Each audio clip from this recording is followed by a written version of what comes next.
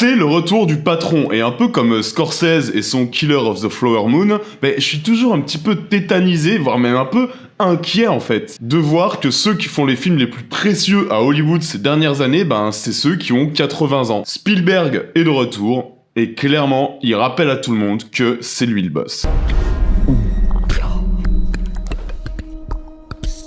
Bon alors première chose, le précise immédiatement et s'il vous plaît n'allez pas voir de critiques qui spoilent.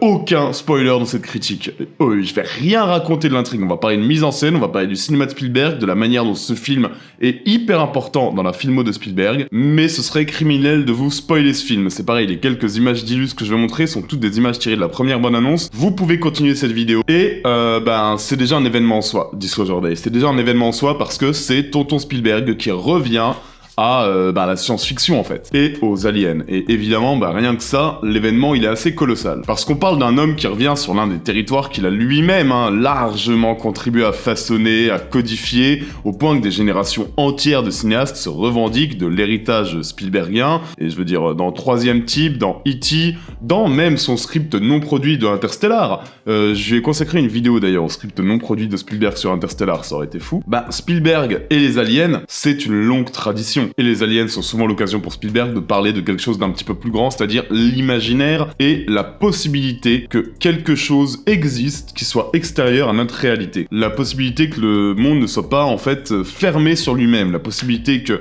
qu'au-delà de la peur, de la paranoïa, de la bêtise humaine, il y a la possibilité qu'un miracle existe. Et si le ton de cette vidéo vous plaît d'ailleurs, j'oublie jamais de le dire, abonnez-vous à la chaîne les amis. Il y a toujours des gens qui regardent cette vidéo et qui sont pas abonnés à la chaîne, faut s'abonner, c'est vraiment le ton entier de cette chaîne. Et Disclosure Day, je savais pas trop quoi en attendre. J'avais, on va dire, un petit peu peur que ce soit un espèce de vieux trip nostalgique, un peu un retour nostalgique, un film de vieux maître qui revient à ses obsessions de manière un peu paresseuse, qui nous fait un remake de Rencontre du Troisième Type. Bon, j'ai eu bien plus que ça. J'ai eu un grand film de science-fiction, un grand film de grand spectacle, un grand film politique, un grand film spirituel, et peut-être le Spielberg le plus ample, le plus étrange aussi, depuis le dernier tiers de AI, intelligence artificielle. A story about us. All of us. Good morning, Kansas City. Up against the most extraordinary event in human history. Avant de rentrer vraiment dans le détail, moi ça me paraît quand même nécessaire de parler un petit peu de l'état de la science-fiction hollywoodienne actuelle. Disclosure Day, il arrive à un moment où le cinéma de science-fiction semble un peu coincé entre deux pôles. D'un côté, un pôle qui est très cynique, très dystopique, qui nous parle de fin du monde, de sociétés qui s'effondrent, avec des futurs grisâtres, avec des intelligences artificielles de plus en plus menaçantes, avec des extraterrestres qui nous exterminent, et Spielberg a cédé à ça aussi à un moment, mais ça je vais y revenir plus en détail. De l'autre, on a le produit de franchise qui exploite, on va dire, un petit peu la science-fiction comme un simple décor pour des produits de franchise préexistantes. C'est Ant-Man 3, quoi. Spielberg, il arrive dans tout ce tintouin. Et il semble se poser une question, mais qui est quand même d'une simplicité assez désarmante. Et si l'inconnu pouvait encore, en 2026, nous émerveiller? Disclosure Day nous parle de cet événement extraordinaire qui changera jamais l'histoire de l'humanité, c'est-à-dire le jour de la révélation de l'existence des extraterrestres au public. Et donc, le film,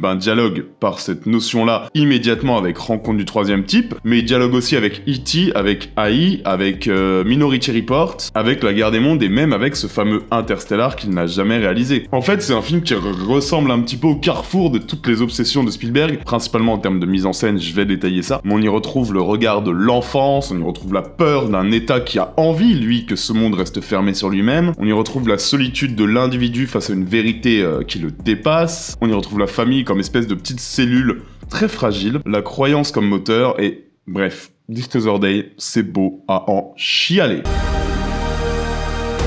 The only way to know your purpose is to go back to where it all began.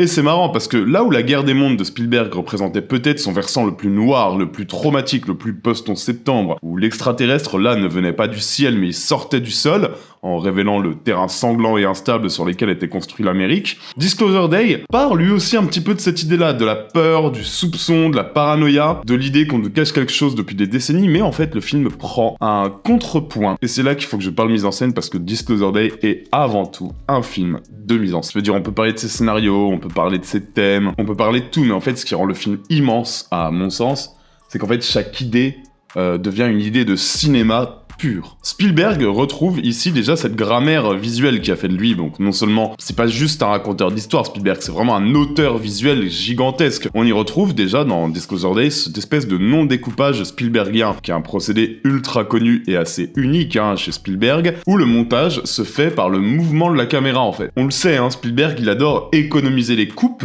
parce que chaque information qu'il a besoin de transmettre est souvent transmise par un mouvement de caméra ou par des échelles de plan qui se modifient dans le plan même. Sa caméra en fait fait un montage en direct, sa caméra est un montage en soi. La Guerre des Mondes était peut-être le film le plus abouti à ce niveau-là, où on commence sur un visage, puis on glisse vers une main, puis on découvre un arrière-plan qui révèle un témoin, qui recadre un objet, pour ensuite revenir au visage initial avec une information nouvelle. Je veux dire, ça c'est très très connu, c'est typique de Spielberg, et dans Disclosure Day, mais en fait ça atteint un niveau de précision, c'est hallucinant quoi.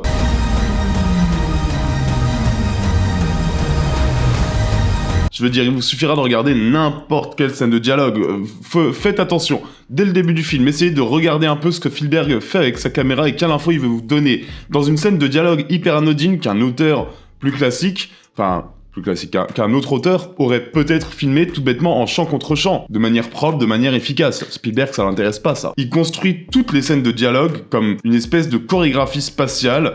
Au fil de la conversation, la caméra va modifier sans cesse la hiérarchie du plan, avec un personnage secondaire qui devient visible derrière une vitre, avec un dossier qui change de main, avec une porte au fond du champ qui s'entrouvre et qui laisse révéler une nouvelle info. Il y a ça tout le temps dans Disclosure Day. C'est d'une précision de mise en scène. C'est vraiment pour ça que je parle de cinéma de patron, de taulier. Le gars est d'une précision hallucinante. Et tout ça, il le fait sans jamais transformer la scène en démonstration. C'est pas regardez comme je filme bien. C'est pas ça du tout. C'est beaucoup plus fort. C'est au service de la construction du film, au service du récit. Et c'est aussi pour ça que Spielberg a tant d'héritiers et que très peu arrivent réellement à faire ce que Spielberg fait. Beaucoup ont repris les signes extérieurs, les vélos, les banlieues, les enfants, les monstres, les ciels étoilés, les lumières qui traversent des portes entrouvertes. Bon, d'accord. Mais très peu ont compris que son cinéma, le cinéma de Spielberg, en fait, il repose, faut le dire, sur une sophistication de mise en scène qui est absolument folle. Dans une manière de placer la caméra pile au bon endroit, au bon moment, avec le bon mouvement, pour que le spectateur découvre l'information en même temps que le personnage, ou parfois une petite seconde avant lui.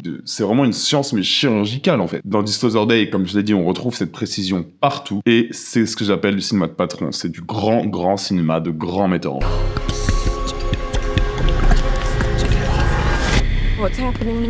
Et c'est aussi une mise en scène qui est une science du spectaculaire folle. Bon, encore une fois, ça c'est Spielberg, le grand pape du spectaculaire, on le sait, évidemment. Encore une fois, c'est pas du spectaculaire pour du spectaculaire. Je veux dire, on a un film qui est très impressionnant techniquement, très impressionnant même thématiquement, parce qu'il y a une ampleur dans chaque mouvement, même quand la situation paraît presque anodine. En fait, c'est grâce à la gestion latente de Spielberg.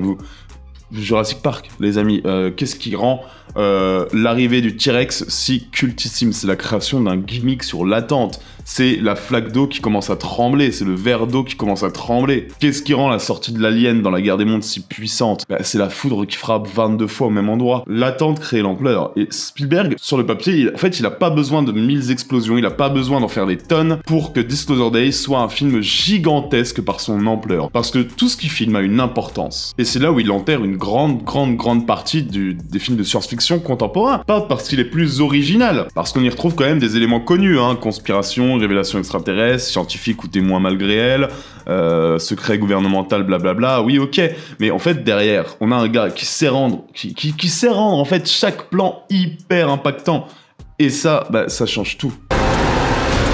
This 79-year cover-up of the truth has to end. Et en dehors de cette mise en scène, je vais pas que parler de mise en scène non plus, moi j'ai énormément aimé l'ambiance du film. Il y a quelque chose de très 70s en fait, notamment dans ce début un peu typé thriller paranoïaque américain de l'après-Watergate, où voilà, l'individu découvre que le système ment, que les structures officielles mentent, que la réalité officielle est une mise en scène. Donc voilà, c'est typique Spielberg, la méfiance envers les structures, envers le gouvernement, envers les hommes en costume, puis Il prend totalement le contre-pied et il injecte quelque chose qui, moi, me fait frissonner de fou. C'est l'émerveillement. Quand Spielberg part sur le terrain de l'émerveillement, c'est bon, je suis acheté, quoi. En fait, Spielberg retrouve cette émotion très Amblin que presque plus personne ne sait filmer aujourd'hui. C'est-à-dire l'émerveillement du gamin face à quelque chose qu'il dépasse complètement, qu'il ose pas vraiment croire. Et là, je vais parler, du coup, ça me fait une transition toute trouvée pour parler de Emily Blunt, qui s'inscrit à merveille dans une autre obsession de Steven Spielberg, c'est-à-dire le visage. Vous connaissez tous les plans typiques de Spielberg sur le visage émerveillé, le visage inquiet. Ce gros plan sur le visage,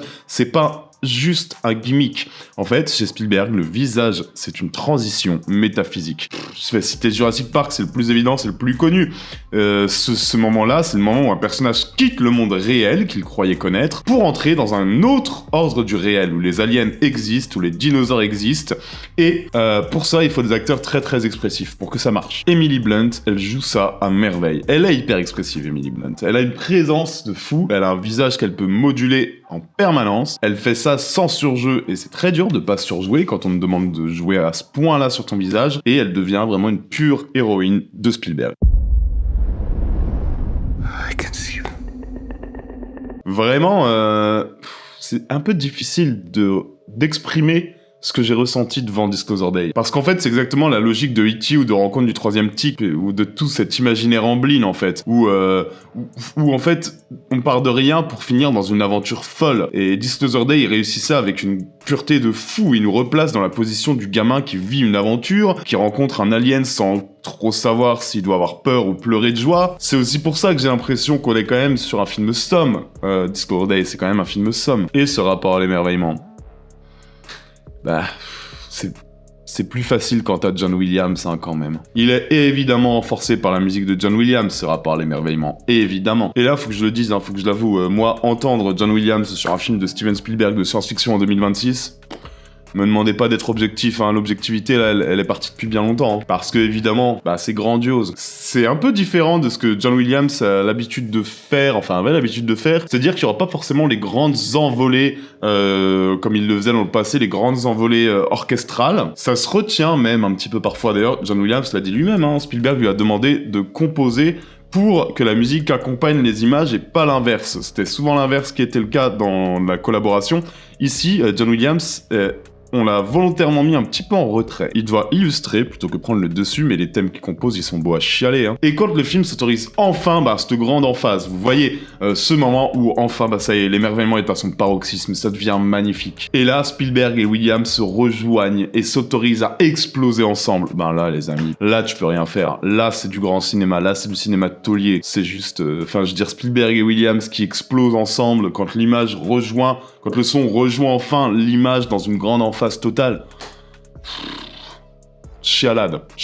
Alors oui, hein, Disclosure Day, clairement, c'est un grand film qui est peut-être plus lié à AI qu'aux autres Spielberg, parce que AI, c'était déjà un film étrange, un film presque malade, un film où Spielberg héritait d'un matériau de Stanley Kubrick pour le transformer en conte mélancolique sur l'amour programmé, la foi, l'abandon, le désir impossible d'être aimé même. Disclosure Day, il a pas forcément la même froideur, mais il partage avec ce film cette volonté d'aller au bout d'une idée métaphysique sans être juste un blockbuster.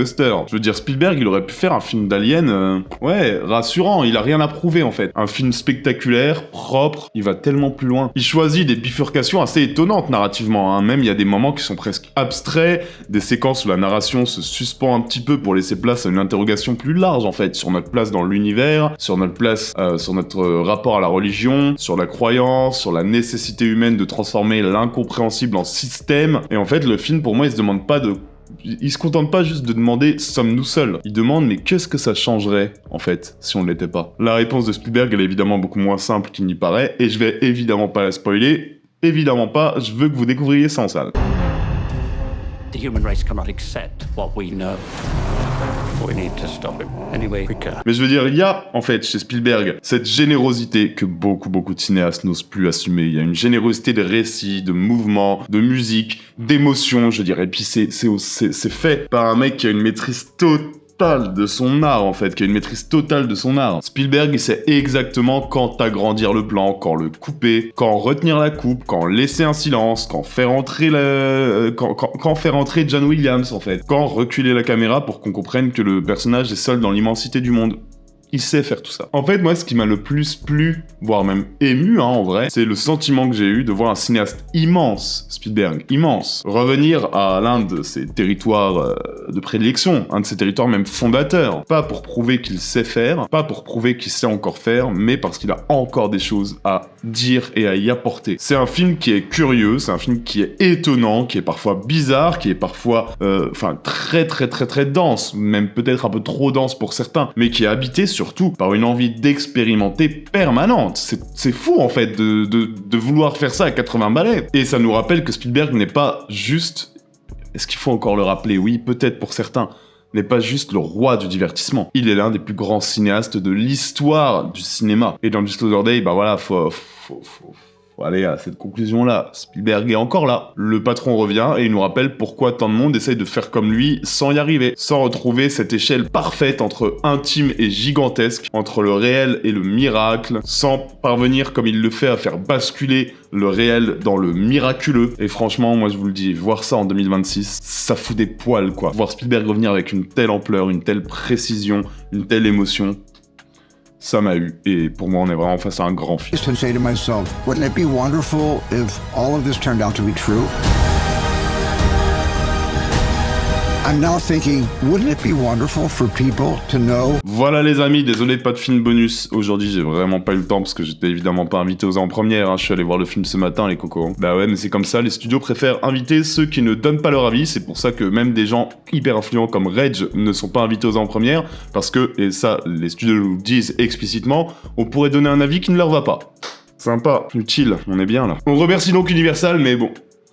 Bref, écoutez, je suis très curieux d'avoir votre avis, je suis très curieux de voir la réception du film. Pour moi, on est face à un grand film d'un grand cinéaste, et vraiment, je suis curieux de voir comment le monde va le recevoir. J'espère qu'il va pas bider, la communication, la marketing était catastrophique, alors que c'est vraiment un film qui mérite énormément. On n'oublie pas de s'abonner, de mettre la cloche pour être sûr de ne rien rater. Je suis aussi sur Instagram très présent, peut-être qu'un jour je serai invité aux avant-premières comme ça. Les amis, prenez soin de vous, et n'oubliez pas que vous êtes les meilleurs. Ciao à tous, bisous.